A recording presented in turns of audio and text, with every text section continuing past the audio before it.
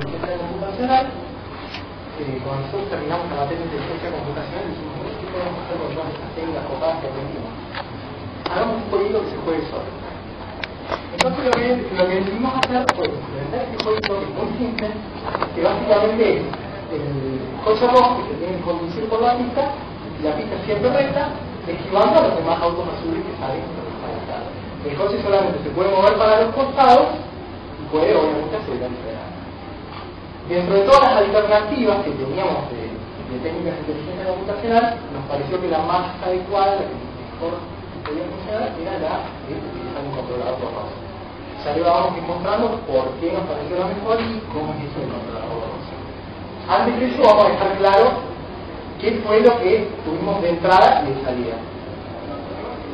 O sea, modificamos el juego para agregarle unos sensores, como que son los de distancia, y bueno, se ven los que están en azul, bien la distancia frontal, o sea, la distancia a la que está el auto más cercano, y de frente, en línea recta, y bueno, los que ven en rojo son otros dos sensores que miden las distancias laterales hacia el costado, si hay otro auto al costado, o si a la banquina de la pista, y además el otro sensor que bueno, no se ve en la gráfica, que mide la velocidad del coche para saber si va muy fuerte o despacio.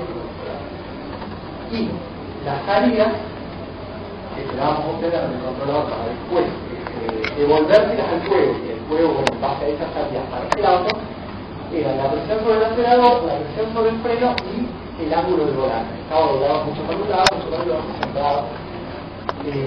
Ojo con esta salida porque no es simplemente si el auto acelera o no acelera, frena o no frena, dobla a la derecha o no dobla, sino que va a ser en qué grado acelera, o sea, no va a poder acelerar o no acelerar, sino que va a poder acelerar en distintos grados. Es un poco más o menos lo mismo con el freno, lo mismo con el volante, va a poder doblar un poco, mucho, más o menos, y eso tiene relación también con la técnica del control borroso que vamos a realizar.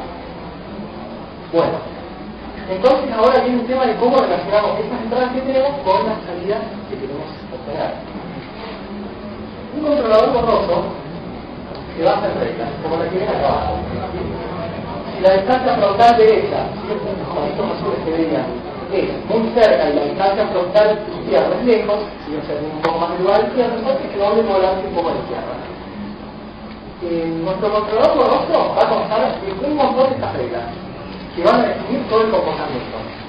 Bueno, ahora dicen, y estas reglas, pero ¿cuánto es cerca? ¿Qué número es cerca? ¿Qué vamos a hacer? ¿Poner un i, la distancia tal?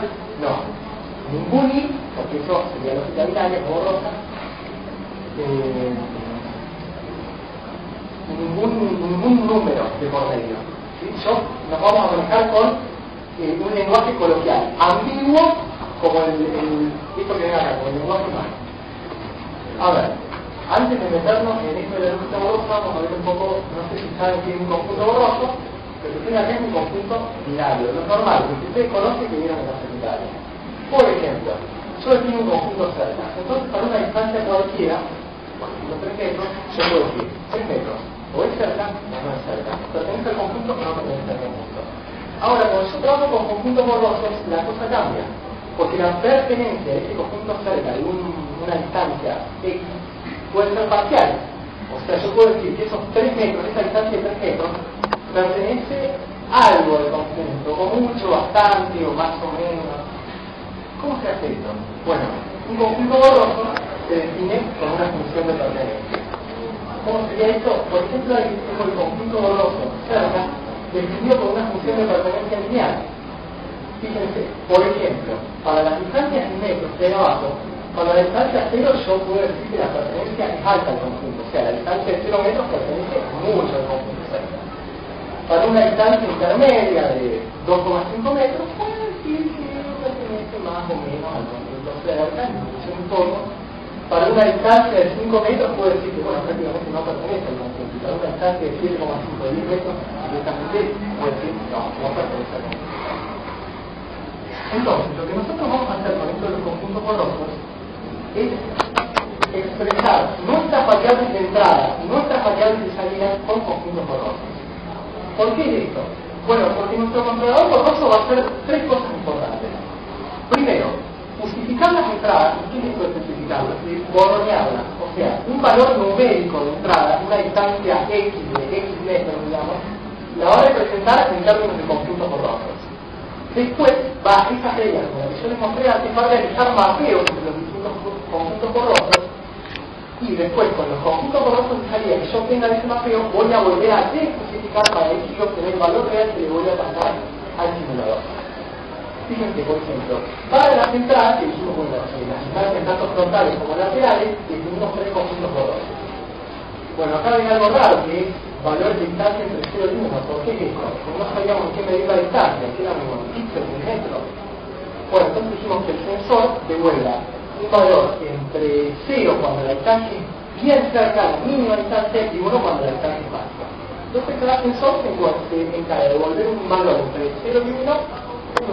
Cualquier cambio que queramos hacer en la velocidad o en la distancia, directamente modificamos el sensor y nos olvidamos de tocar el controlador local. Para la velocidad definimos conjuntos para plantear la velocidad también, como la velocidad muy baja, media, alta, muy alta, etc. También el sensor de velocidad devuelve un valor de velocidad. Hicimos lo mismo para los conjuntos de salida. ¿Se acuerdan que en salida dijimos que íbamos a tener la presión sobre el acelerador y el freno? Definimos, bueno, para cada salida los conjuntos borrosos, nada de presión, un poco de presión por el acelerador, mucha presión por el freno, etc. Para la dirección del volante hicimos lo mismo. Cuánta torsión hacia un lado, mucha torsión hacia la izquierda, más o menos torsión hacia la izquierda, no doblar, etc.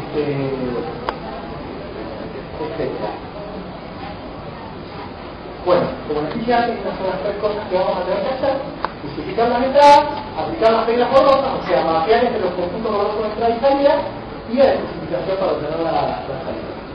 Vamos a ver la primera.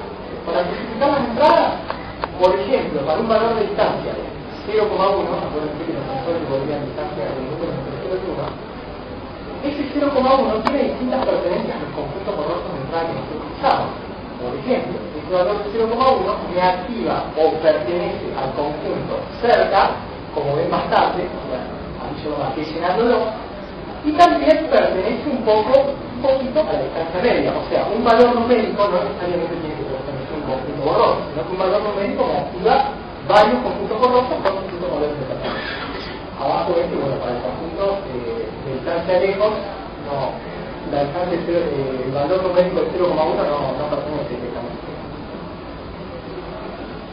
Entonces, esta justificación que nosotros hacemos de plantear la entrada en términos de conjuntos borrosos nos da versiones parcialmente activadas de esos conjuntos borrosos de entrada. Bien, entonces ahora nosotros tenemos que aplicar un montón de reglas como estas con las que definimos el comportamiento. ¿Sí? Ahora, esta activación parcial de los conjuntos borrosos de entrada me va a provocar también una activación parcial de los conjuntos borrosos de salida. Por ejemplo, en esta regla que mencioné antes, fíjense, hablo de la primera variable, distancia frontal derecha, el conjunto borroso cerca, distancia frontal izquierda, el conjunto borroso lejos, la variable de salida de la torsión del volante y el conjunto borroso de doblar un poco a la izquierda. ¿Cómo se realiza este mapeo entre los conjuntos borrosos de entrada y salida? Bueno, hay muchas formas de hacerlo. Nosotros la regla que usamos es la regla de correlación mínimo. O sea, el conjunto borroso de salida se activa en un grado igual al mínimo de los grados de activación de los conjuntos de entrada. Esto es lo que estamos usando, es equivalente a un AND o un invertibilidad. Entonces, con todas las reglas se aplica esto y se obtienen versiones parcialmente activadas de los conjuntos de salida. O sea, para cada conjunto de salida yo obtengo, por ejemplo, lo estoy llenando, por ejemplo, para el conjunto luz izquierda, tuvo tal nivel de activación que está marcado por la línea naranja. Para el conjunto un poco a la izquierda, un poco más de activación. Para el conjunto nodular también tuvo cierta activación. Los otros dos conjuntos no se activaron en nada. Ahora, lo que yo tengo es, a partir de esos conjuntos borrosos, obtener un valor numérico de salida. Lo que se hace es, se calcula este valor de salida mediante la regla de los centroides, que significa la sumatoria de los centroides de los conjuntos ponderados por el área de los trapecios que le damos a estos conjuntos borrosos, definidos con funciones de potencia de forma lineal, truncados según el grado de activación. Les muestro un videito.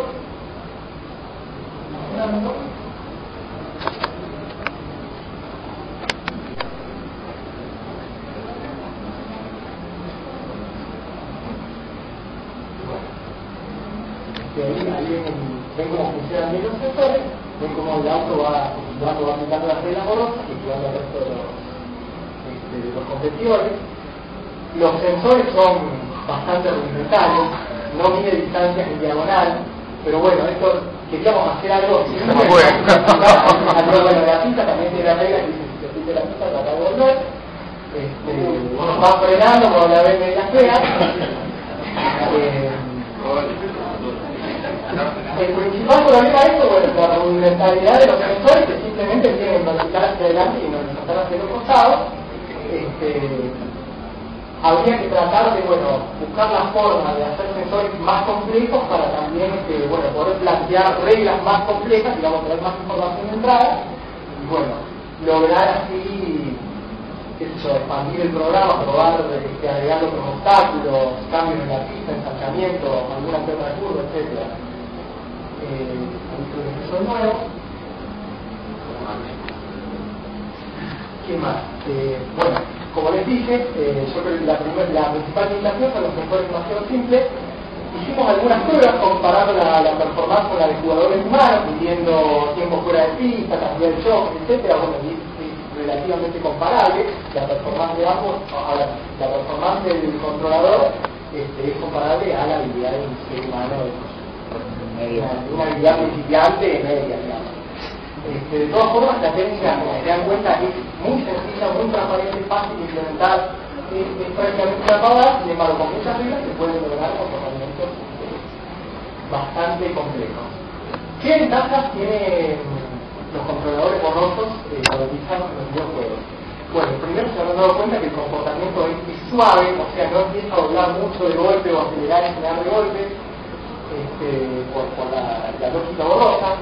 Como les dije, es una técnica sencilla, transparente, fácil de implementar. Uno entiende cómo funciona porque las reglas las plantea uno y las reglas se derivan de construcciones del lenguaje natural.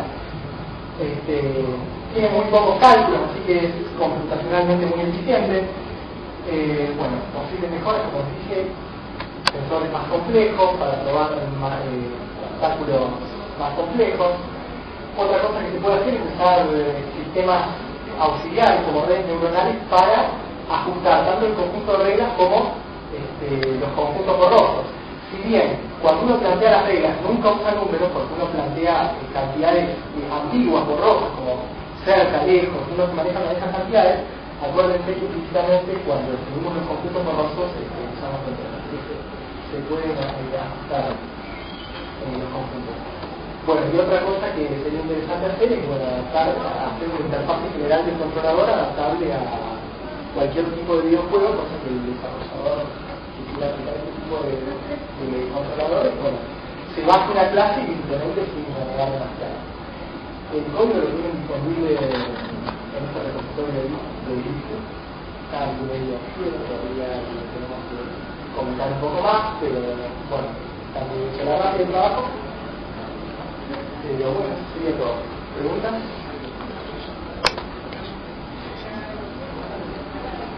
Antes que lo pregunte, por las dudas, les implementamos temas más con la librería CD.